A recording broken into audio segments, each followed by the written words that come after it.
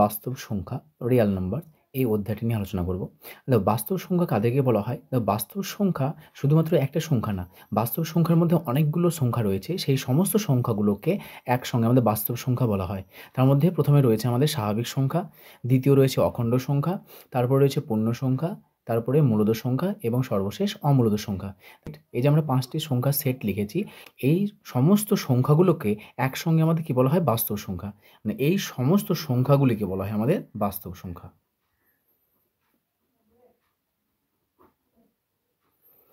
প্রথমে দেখো, আমাদের বাস্তব সংখ্যাকে আমরা দুটো ক্যাটাগরিতে ভাঙতে পারি। নাম্বার 1, সমস্ত বাস্তব সংখ্যাগুলোকে আমরা দুটো ভাগে ভাগ করতে পারি। প্রথম নম্বর মূলদ সংখ্যা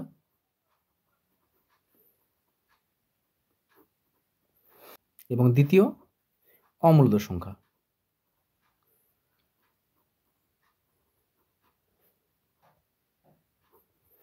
মূলদ সংখ্যা বা রেশনাল নাম্বার,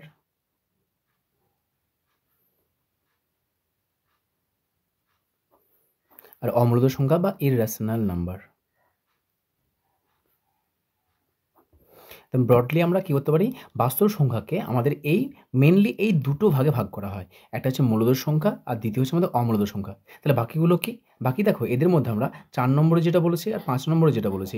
4 নম্বরে যেটা মূলদ সংখ্যা দেওয়া আছে সেই মূলদ সংখ্যাকে লিখেছি, আর 5 নম্বরে যেটা আছে অমূলদ সংখ্যা সেই অমূলদ সংখ্যা। তাহলে বাকি এগুলো কি?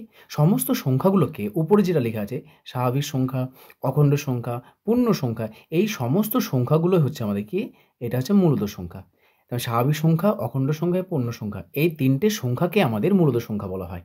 আর অমূলদ সংখ্যা, যে সকল সংখ্যাগুলো আমাদের মূলদ নয় তাদেরকে আমাদের অমূলদ সংখ্যা আমরা দেখব।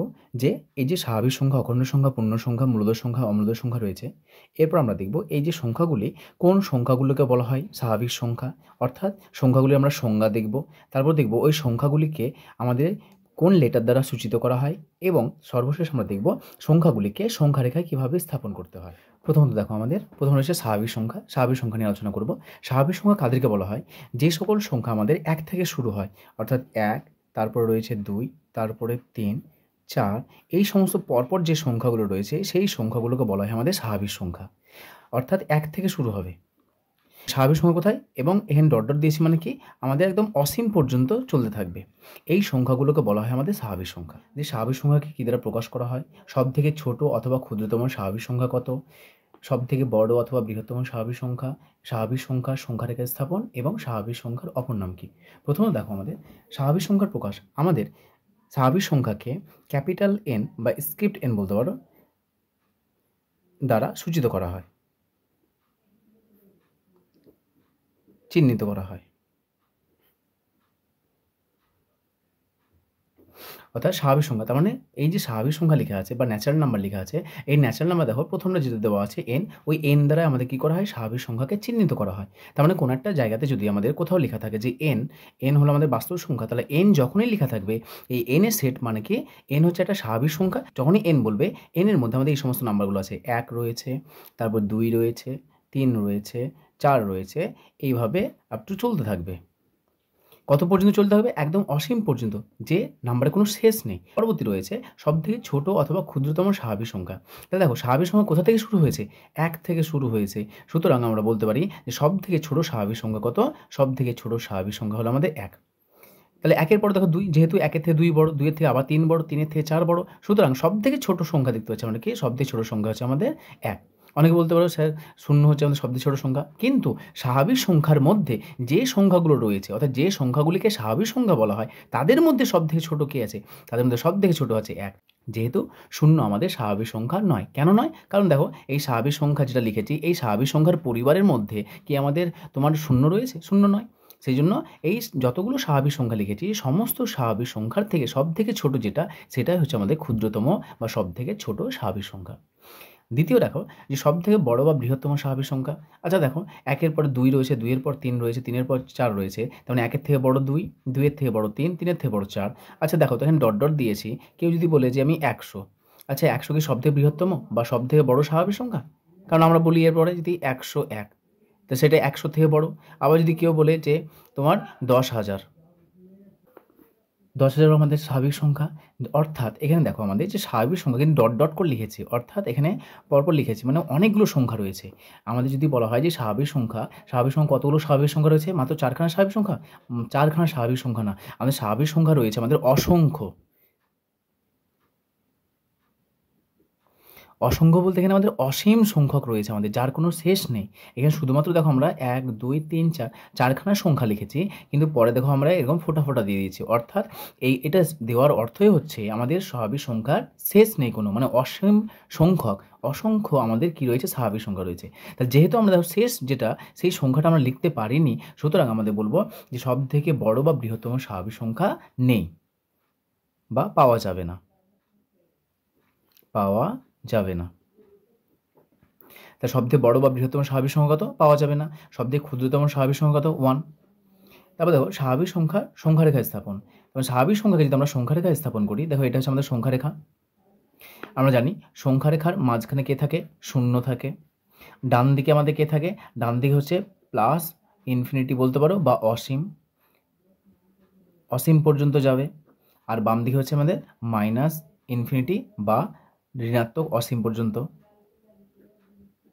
মানে এক কথায় শূন্যর ডান দিকে হচ্ছে আমাদের ধনাত্মক আর শূন্যর বাম দিকে হচ্ছে আমাদের ঋণাত্মক। তাহলে দেখো শূন্যর পরে আমাদের কোথা থেকে শুরু হয়েছে? 1, 2, 3, 4 এগুলো। তাহলে এগুলো যদি আমরা স্থাপন করি, তাহলে এখানে দেখো স্থাপন করছি, এটা হচ্ছে আমাদের 1, তারপর রয়েছে আমাদের 2, তারপর রয়েছে আমাদের 3, তারপরে রয়েছে 4, তারপর 5, 6, 7 এভাবে চলেছে। সমস্ত সংখ্যাগুলোকে না লিখে আমরা ম্যাথমেটিক্যালি এইভাবে ডট ডট অর্থাৎ এরকমভাবে ডট ডট আমরা চিহ্ন দিতে পারি। এই ডট ডট চিহ্ন দেওয়ার অর্থই হচ্ছে আমাদের স্বাভাবিক সংখ্যা 1 থেকে শুরু হয়েছে, কিন্তু কোথায় শেষ হয়েছে আমরা জানি না। এইটার অর্থই হচ্ছে আমাদের অসীম সংখ্যক কী রয়েছে? স্বাভাবিক সংখ্যা রয়েছে। এরপরে কত রয়েছে? আমি এখানে যদি লিখতে চাই, কত আছে এখানে? এখানে যদি বলি আমি 100 রয়েছে, তাহলে বলো 4 থেকে নিয়ে 100 পর্যন্ত স্বাভাবিক সংখ্যা কতগুলো রয়েছে? 5 রয়েছে, 6 রয়েছে, 7 রয়েছে, 8 রয়েছে। তো সমস্ত সংখ্যাগুলোকে আমরা লিখি না, না লিখে আমরা এভাবে কী লিখলাম? এভাবে ডট ডট সাইন দিলাম আমরা।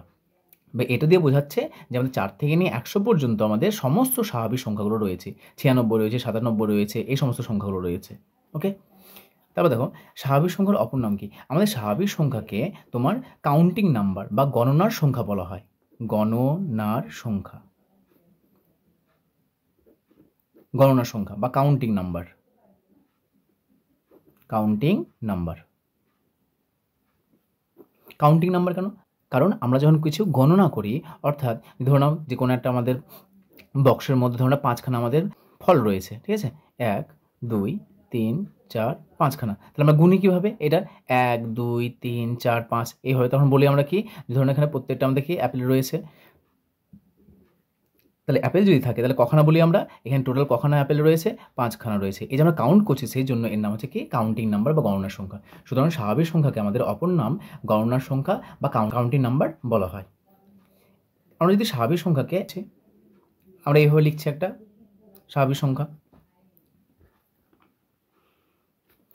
যে 1, 2, 3, আচ্ছা ডট ডট বলে বলো কত লিখবো? আমি 20 লিখলাম। ধরুন ডট ডট দিয়ে কত লিখলাম? 100 লিখলাম। ধরুন ডট ডট দিয়ে কত লিখলাম আমি? ধরে নাও 10,000 লিখলাম। ডট ডট করে চলতে থাকলো, এভাবে আমাদের চলতে থাকবে। তার মানে এই সমস্ত সংখ্যাগুলো কি হচ্ছে আমাদের? সমস্ত সংখ্যাগুলি হচ্ছে আমাদের কি? স্বাভাবিক সংখ্যা, অর্থাৎ n। তার মানে এই সমস্ত সংখ্যাগুলো হচ্ছে আমাদের স্বাভাবিক সংখ্যা।